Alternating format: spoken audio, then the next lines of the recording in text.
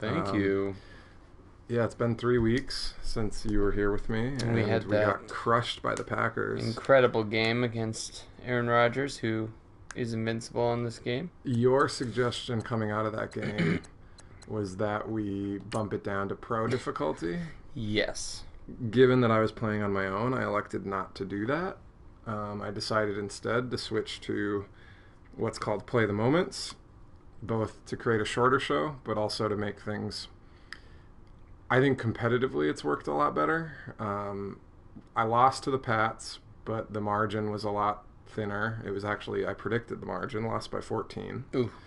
And then I was crushing the Seahawks last week, and then my PlayStation crashed. It was probably the cleanest game I had played in this whole experiment. I was about to go up. I had first down and goal from like the 4-yard line, 17-3 lead. So worst case scenario, I'm probably going up 20-3 with about a quarter left. Yeah. And then the game crashed. So that's kind of just what this season has been like for us in a nutshell. And in reality, I think. Yeah. I simulated. So then I had to simulate the game. The episode just ended, without a satisfying conclusion. I had to simulate the game. And fortunately, in the simulation, the Vikings won 17-14. And so I'm just telling myself that what happened is the Seahawks nearly came back. They got 11 points, but they weren't able to come all the way back. Dolphins coming in these weird all-white uniforms.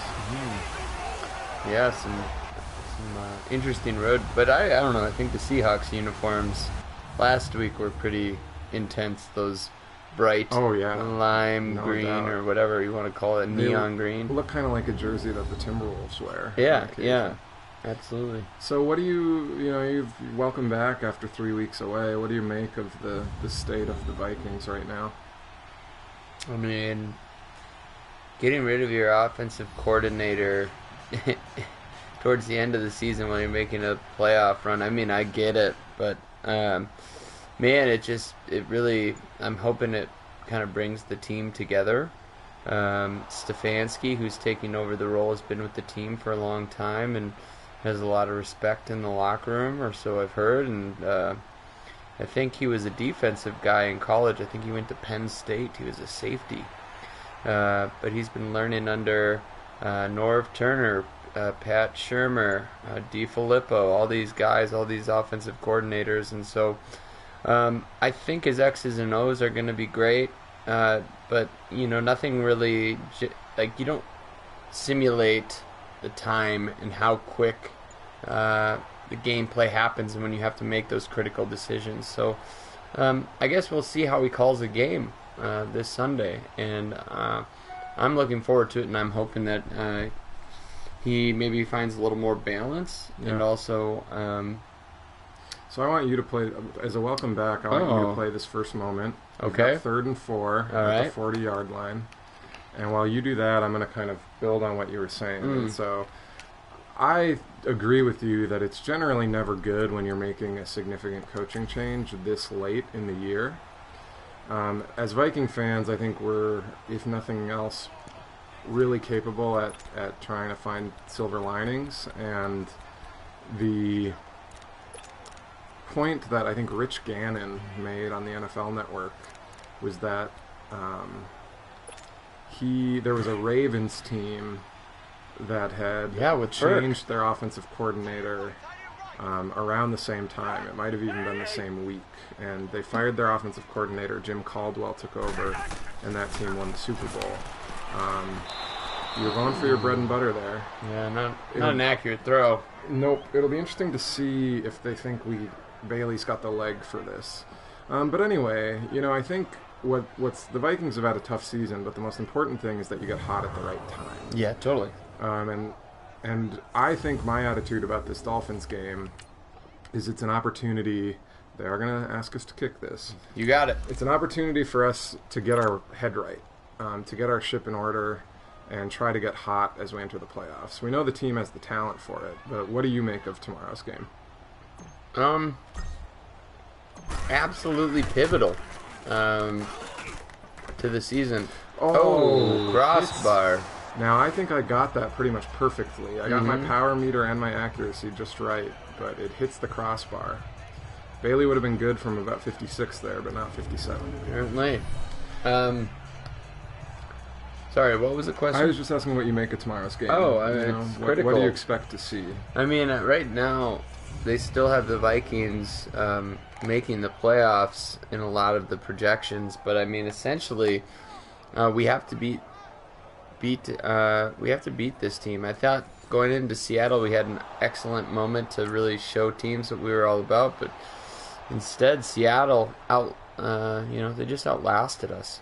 It was a 6-0 game, and we had multiple opportunities to score a touchdown. And as Vikings fans, as we were watching the game, it almost seemed like, I feel like we're losing by so much. But it was a one-possession game essentially for like 90% of the game. Mm-hmm. And we just needed one big play. That's for sure. Yeah. So, I think this team is capable. I think the defense hasn't been playing as well. Even though I know I just said they just had a close defensive struggle. Oh, jeez. But I think there are moments where this defense used to look a little more explosive as a defense and make those big plays. And offensively, we've just been stagnant. We had one big play, I think, from Diggs last week, but that was pretty much it. Yeah, I mean, what do you think they'll actually pull it out? What's your score prediction for? I think with their back against the wall, I think Stefanski calls a game. He talks with Zim ahead of time, and they do something where they're on the same page. And I think they run the ball.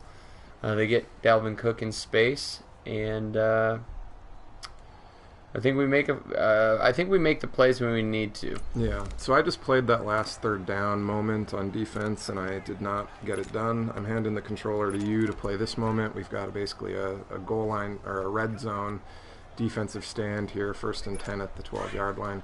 Yeah, I mean, I predict a win tomorrow as well. I think when the season started and we all recognized that the Vikings had a really tough schedule, I think we looked at this Dolphins game and we thought, there's one. 2 chances at a pick there. Good start there for your defensive stand. But I think we all looked at this game and said, that's one that they need to win in a tough schedule, and that's one that they can win. But the Dolphins are overachieving, I think. At least that's how I would characterize it. They've got more wins than we do. They're 7-6. Oddly, a lot of their losses are against not great teams. But a lot of they've got a couple of wins against good teams. They pulled off a dramatic win against the Pats last week. That was huge. They're one of the few teams that has been able to beat the Bears this year. And so I don't think they're going to be a cream puff of a team. I think tomorrow's game will be a little harder than we bargained for. But I do think they need to take care of business, and I think they will. Yeah. Oh, and it totally depends on whether we get Brock Osweiler or Tannehill. Yeah, and what I read earlier this week is that the Tannehill's expected to play, but he'll be hampered by an ankle injury, and so he won't be as mobile as usual. And so as I was laying out the matchups for this game, I think that's a really important one. Yeah. We'll talk about the offense a little bit more. I think this is an opportunity for the offense to get their mind right. The Miami, I think their best playmaker is their defensive end, Cameron Wake, and they do have a couple good edge rushers, but their linebacking core, their defensive backs, their interior linemen are not great. And so I think there's a lot of weaknesses in that defense that we can exploit. We'll be playing at home. I do think the new offensive coordinator is going to want to prove something. But with the defense on the field, I do want to talk about, I thought about that Lions game. He holds on to that. Is that Amendola? Or Stills? Stills. That's Stills. Shoot. Beat him to the inside. Yeah, the coverage was tight. But so I think, I'm reminded of our game against the Detroit Lions where our defense got 10 sacks. Yeah. I'm inclined to, with a Tannehill who's not as mobile, I'm inclined to think that we could, and an offensive line, Miami's offensive line isn't elite. And so I'm inclined to think we can put some pressure on him and make his life hard tomorrow. And I think that's going to be key. Oh, they're not. I thought they'd have us take over sooner. So we're in the red zone here at the end of the first quarter. 1 second. The team's driving. Laquan Treadwell, 2 big catches on this drive so far. That's nice. Yeah, I think that you make a valid point.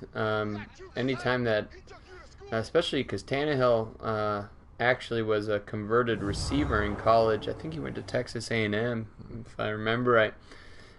He converted himself to quarterback, and actually, so he's got some good wheels and can move pretty quick. But with an ankle that's going to be kind of making him slow down a little bit, it'll be nice to see if we can't keep him in that pocket, collapse the pocket. And I think as a defense, you acknowledge that, and you realize the Dolphins are probably going to try to do some quick hits, some things to get the ball out of his hands quickly. And so, I mean, I wouldn't be surprised to see Minnesota's defense come out aggressive and maybe jump a few routes early, see if they can't get something. But even with the deep threat like Kenny Stills, I think sometimes you just gotta.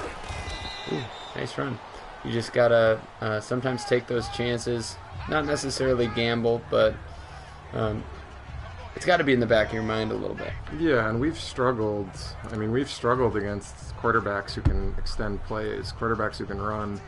You know, we struggled against Mitch Trubisky. We struggled against Josh Allen.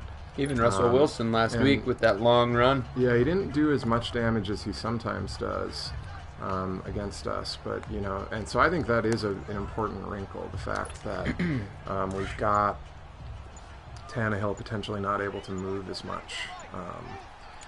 On the offense, I do think getting the run game going is going to be really important because, as I mentioned, Miami's interior linemen and their linebacking core are not as strong. I think one of the things that people were scratching their head over in the DiFilippo era is why Dalvin Cook, once he got healthy, wasn't getting more burn. I think a lot of people thought he was running the ball well, but his carry numbers per game were always surprisingly low. So I think that's going to be a key for me is with the new offensive coordinator, can we get that run game going a little more? Nice. There we go. There you go. Nice play. Tie it up. Diggsy. I've been liking, in recent weeks, I've really been liking that double slant. Yeah. It's been working for me pretty well. So we managed to knot it up here. But yeah, and I think the other guy who's been missing in action in the DiFilippo era, I've talked about this before, is Kyle Rudolph. And I think, again, Miami having some holes on defense, I think attacking the middle of the field, getting Kyle Rudolph the ball more is going to be another key. And Kirk, all the attention this week, all the talkers on ESPN and elsewhere have all been about Kirk. Is he worth the money? What's the deal? I do think this needs to be a bounce-back game for him. We saw he played a pretty rough game against the Bears, and then that next week against the Packers, he was able to bounce back. And so I think we're looking for something similar this time around. Yeah. We're looking for, can Kirk have that bounce-back game? Can he play the way that we know he's capable of and has? Well, and essentially he's, 0-5 or 0-6 on the season against teams with a winning record. And, I mean, it is a team game, and I think sometimes the quarterback is obviously the hero or the GOAT, but with him you expect, for the money to win some of those big games. And if you looked at it, even his Monday night football performance, he's 0-7 in primetime Monday Night Football, which, I mean, maybe there's a reason Washington decided not to give him the keys to the castle. Yeah. It's been pretty abysmal. And so tomorrow... Nice play. Ooh, good rough. Tomorrow is, I think, the do-or-die moment for him. He needs to show us something. The Dolphins have not been great. Or the Vikings' recent history against the Dolphins has not been great. We've actually lost 3 in a row to this team. I'm going to continue to bring pressure here. You know, I brought a double-A gap blitz last time. I'm going to do it again here because I figure I'm going to let my corners play man defense, and I'm going to try to get pressure on Tannehill. Screen. Ooh. Well-timed screen on their part. Yep. So they managed to get 3rd and 1. Adam Gase with the good call. Well, let's see. None of these are really in the goal line formation, but I'm going to get as much pressure up here as I can. Blitzing 3. The pressure's not there, though. He'll seal off the inside, and he's able to bounce that outside pretty easily. In terms of this Super Sim, the Vikings defense has not been reliable here. They've been letting Miami march down the field pretty easily, and it's been, if you've been watching the Super Sim closely, it's been a lot of just Kenyon Drake 5-yard rush, 6-yard rush, 8-yard rush. And so they're going to ask you to take over on the 2-minute drill here. Right. This will probably be the most extended burn our offense is going to get all game in terms of us at the sticks. Let's see if we can't... As I mentioned, you know, we're coming into this game with a 3-game losing streak against the Dolphins. I was looking through, you know, these quarterback matchups have not been illustrious. Yeah, Thielen with lots of room, but they brought some, it looks like they brought a corner blitz, or one of their defensive backs was bringing extra pressure. But, you know, some of the quarterbacks in this series, Ryan Tannehill, Chad Henne, Joey Harrington. We got beat by all 3 of those quarterbacks. We've been beat by Tannehill, we've been beat by Henne, we've been beat by Joey Harrington. So, you know, this isn't like the Pats or the Seahawks where we're coming in with a 4-game losing streak and you kind of get it. It's like, oh God, why have we not been able to beat this team? Right. Our last win, their quarterback was Jay Fielder.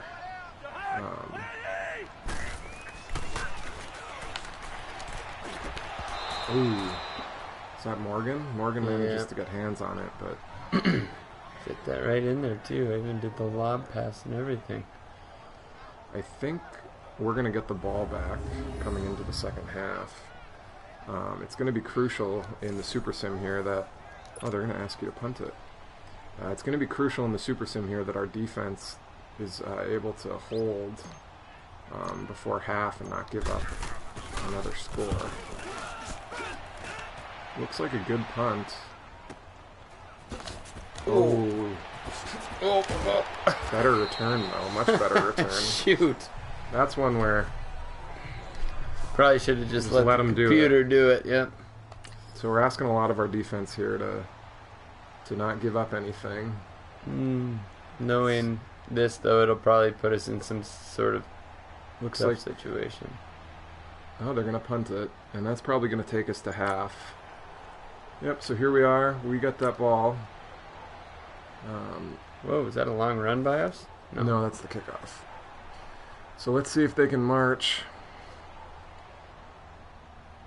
If they can... Oh, that's not a good 3rd and long situation here. They convert. Whoa!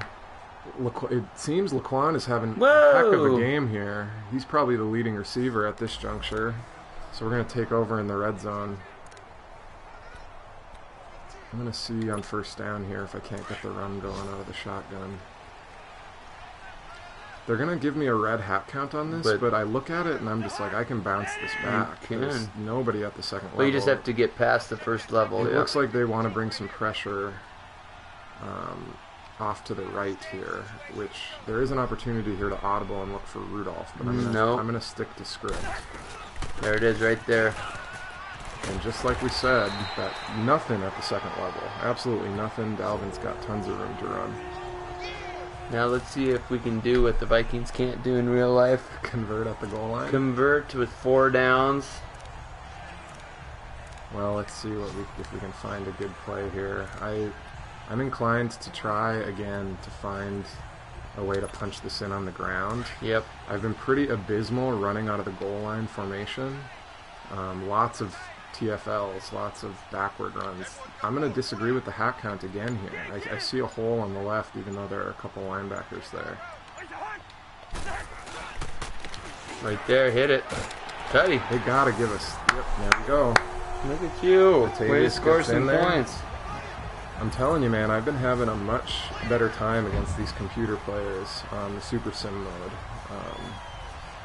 It's a lot easier, I feel like, to best them in these moments. The amount of play volume that we were doing in full games, it just gave us too many opportunities to screw up.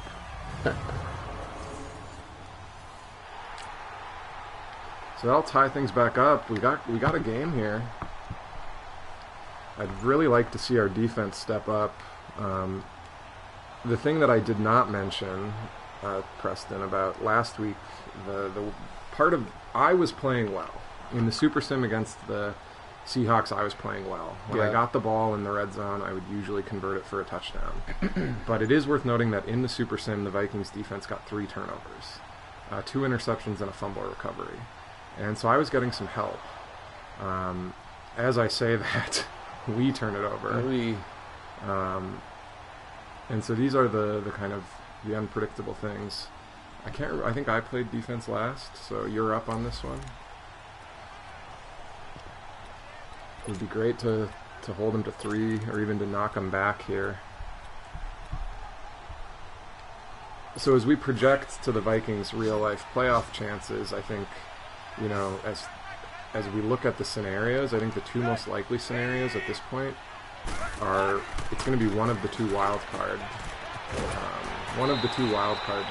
seeds, and that was a really nice play. Manages to hold him to 3. You came up with Harrison Smith there. Was that a designed blitz or no? Well, he had the running back, and running back stayed into blocks. So got it. Looks like they're going for it. Nope, they're gonna kick it. So at this moment, that's going to make that Dan Bailey kick that came up just short. That's going to make that room large for the moment as we're down by 3. Brock Osweiler He looks pumped gigantic about it. Yeah. Next to that kicker. I mean, he is a big dude. So this is big now. Can we respond?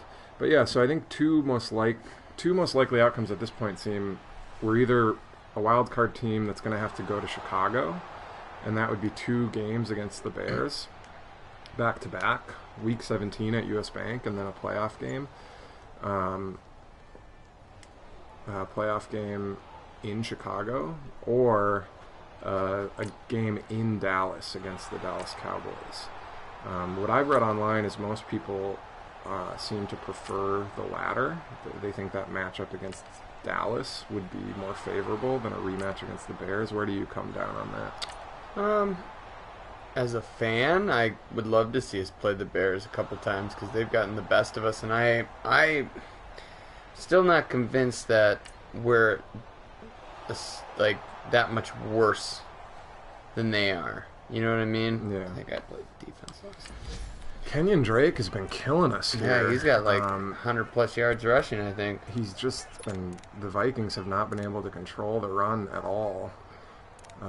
So we basically have to hold them to a field goal here to have any chance in this game. If we give up 7, we're gonna have to extend the game a little bit. Yeah, I mean, the Bears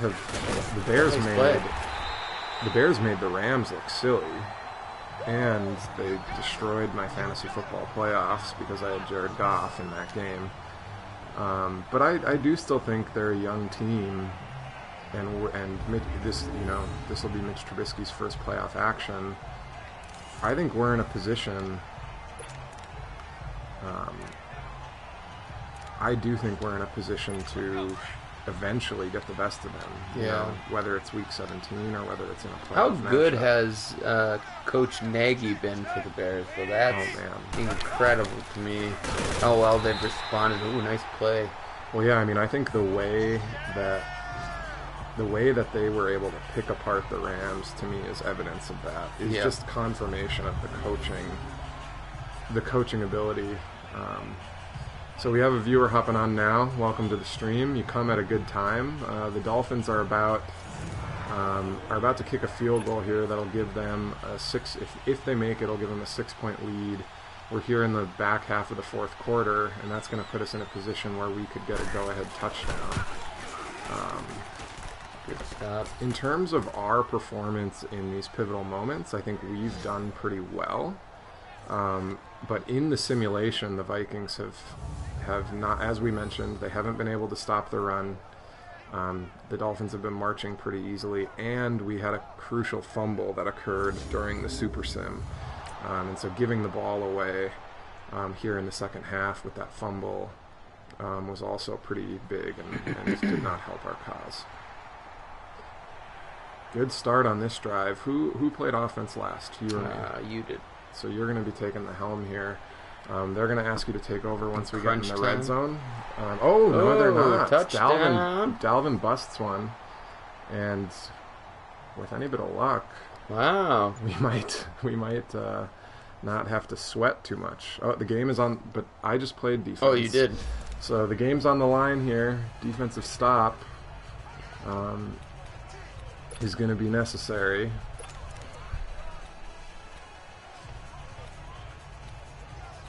So tell me about what's your thought process here.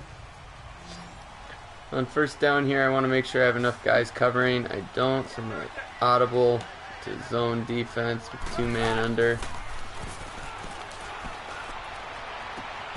Nice hit. Harrison, Smith. big play by Harrison there. Hitting the rookie hard. In real life, I always find watching games recently that any big hit results in a flag pretty much, which I don't always agree with, but I know that the league is trying to make it seem like the game is safe, when really, I mean, football is a violent game. And to his credit, you look at that replay, he's leading with his shoulder and tackling with the arm there. And the tight end did have a chance to kind of reel that ball in and turn. He was starting to turn and run, so you know, even if this were reality, you'd like to hope that a play like that is fundamentally sound, and right. the flag would stay in. A little spot pattern there, so that's going to bring us to a 3rd and short. All right, time to big down. buckle down here. What are you gonna call here? We've got 3 receivers, tight end. I'm gonna go with the under smoke. So you're going to be bringing lots of pressure. You're going to have a safety and man coverage on a receiver. That's right. Well, it's actually going to be a tight end in the slot there. And so you need pressure here. Oh, shit. Oh, and a bad throw by Tannehill. Rhodes is just defending underneath. If Tannehill throws that deep, that's a touchdown. I accidentally switched into a different moment. Oops. And so since you played offense last, do I play offense now? I think, yeah, I mean, you take the helm here.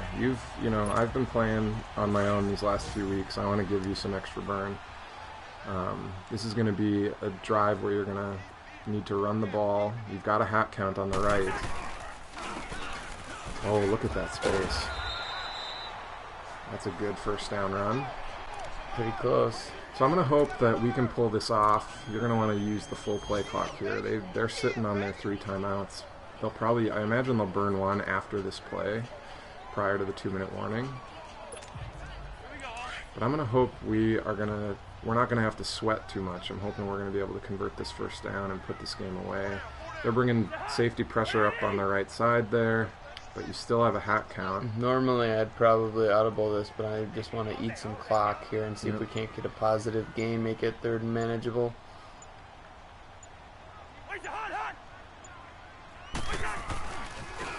He's got space. Oh, way to fall forward. That's going to be real close to a first down. Dive for it, I tried. They're not going to use their timeout. So I'm going to go with the QB sneak here. I like it. We had some challenge. The QB sneak has had kind of a narrative arc in this season.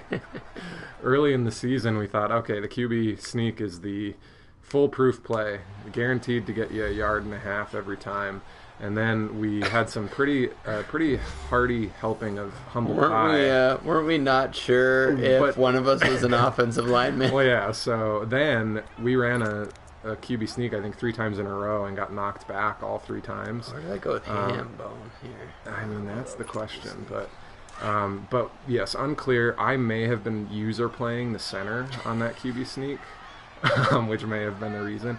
This is a chance for the QB sneak to redeem itself. And again, the same outcome. 4th and inches. This just amps up the drama even more, though. So that was a positive play. The QB sneak, even though Cousins is upright and gets knocked back. Ooh, interesting. They want us to kick the field goal. What do you want to do? The ball is in your hands, so I leave it up to you. He got forward, even though he got knocked upright. Well, I guess we got to take the points, even though I really want to go for it. But are you going to kick it? I better let you. You're the kicking guy, and you need to redeem yourself after that last one. Oh yeah, that's why you're the kicking guy. It was a great release, and he has the distance that time. So here we are with a 4-point lead, and the Dolphins are going to have to drive here, and they need. Oh, all right. Do you want to play this, or I feel like you've been more reliable defensively than I have. I don't want to put all the pressure on you, but I feel like you. Welcome back, kid. All you got to do is prevent a touchdown. A field goal won't cut it, and so. And I feel like this is you made the call to take the points instead of icing the game, and so I want to see. I want to see you defend now that. So that Stills on a slant pattern? Parker, it looks like. They're in a hurry up here. Conserving those 2 timeouts. 2 of your defenders kind of ran into each other. I kind of picked Ioka there. Oops, sorry, buddy. 2 quick completions for the Dolphins. There's a good coverage. Forces him to throw it. Did he exit the pocket there? No. So he just overthrew by a mile, and they're not going to throw a flag on that. That's another thing I think that's interesting. I think I said it during the game last time, during the Vikings game, where he was in the pocket and he overthrew the person by 40 miles, and that's not intentional grounding. I was like, yeah. Be nice if we could get some pressure on him here, even if it's just with our front 4. If Daniil can make a play. Big 3rd down. They're going to use their 2nd timeout. You got to figure they're in 4-down territory, so they don't have to get all of it here. We're going to do a little bit of a different zone here with the guy falling. Again, I'd love to see Everson coming off the right edge here. Get a little pressure. They give him way too much time. Yeah, I thought the coverage was all right. We gave up in front of us. He just was able to get by the 1st down there. They flustered him a little bit. They had pinched him in. He didn't really have anywhere to go. He does a weird little pirouette there. All right, they're I'm going to show blitz on this and fall back into a cover 2. Let's see if I can't. They're only at midfield, and we just have to bend but not break. No big plays, essentially, is what the situation. Oh, there's finally what I'm looking for. Good coverage. Daniil might have confused him. Showed him cover 3. So here we are, 2nd and very long. 1 minute to go. What do we got? We've got him now. We've got him flustered now. All right. 3rd and 18. Again, 2-down territory. They're sitting on 1 timeout. Essentially, just fill the field with defensive backs. Yeah, don't want to give up a play here. And are you going man or cover 4? Doing cover 4. Showing some blitz, but he's going to pull back. Sendejo covers the seam nicely there. Oh, another pick opportunity there for Anthony Harris. That's how you call some defense, fellas. Now it's 4th down. They got to go for it. We just need one play. If you're the defense, you knock it down. It doesn't matter if you get the pick or not. You just knock it down, because then essentially the game is over. So same strategy here. Load up the field with defensive backs. They're going to have 3 receivers and a tight end on the field. Oh no, I didn't get to it. Shoot. You And they use it. call Do you want to this. use a Yeah, timeout? I do. That's a good use of a timeout. Might as well. Oh, sorry.